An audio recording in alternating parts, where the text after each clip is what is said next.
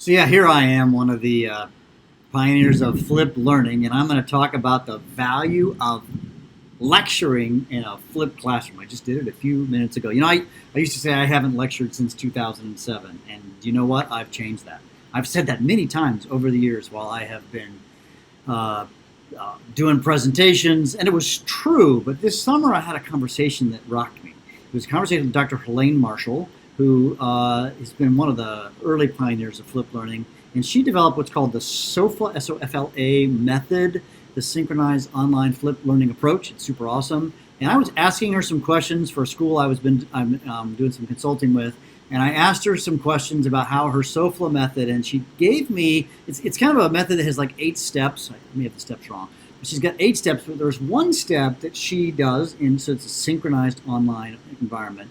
And in this step, in her online flip class, she has what she calls step 6, which is her preview step. And in the preview, or preview and discovery, she does a mini lecture about the video or the pre-work that the students are going to do that night.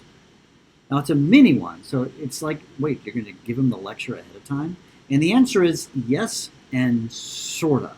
So, as I was talking with Dr. Marshall and thinking about this, and now that I've applied it, I'm sold. There's a couple reasons you might want to do this. Number one is it sells students on what's going to be in the pre-work. And so she finds, and I'm finding, by the way, too, is that I'm getting more compliance for students doing the pre-work if I give them a preview of what's going to be in there. So the way I do this, I set up my phone with a 10 minutes before the end of class, and that 10 minutes rings. I have like 85-minute classes.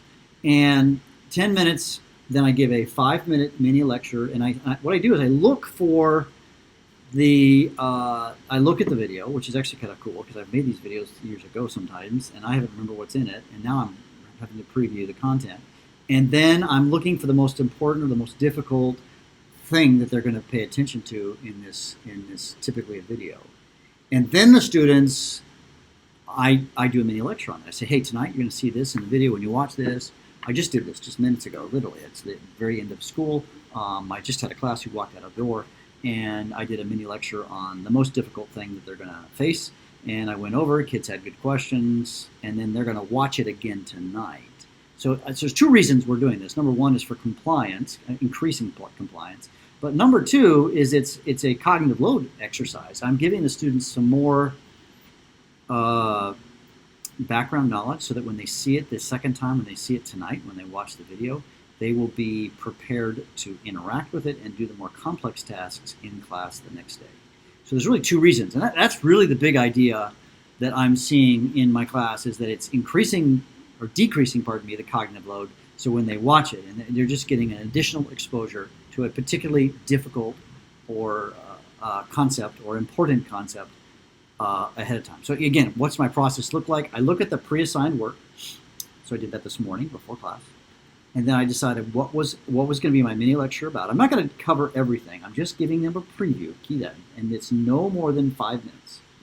Then I set my alarm for 10 minutes or so before, and then I have them do that mini lecture. And by the way, the other 5 minutes, I have them do a reflection. I think I'll do a podcast on that sometime, is how powerful this reflection time has been. So I have a 5-minute reflection time that they do in a shared Google Doc, so that's why there's 10 minutes.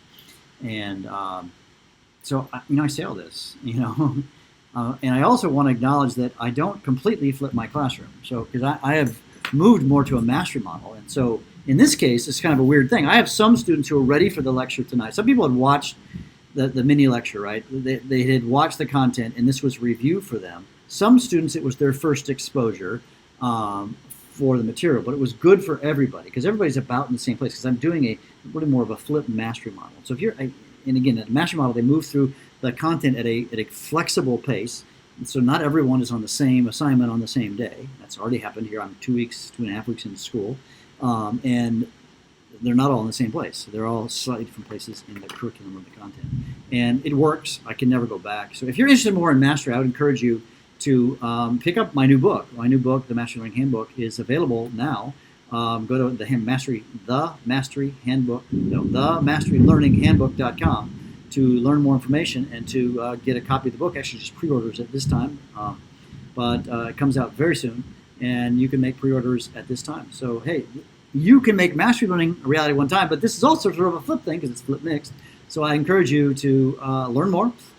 Yeah, I'm John Bergman, and yeah, if you like this this podcast and you're listening on iTunes or whatever, please like it, make a comment. You guys rock. I love you guys. You're listeners. You're amazing.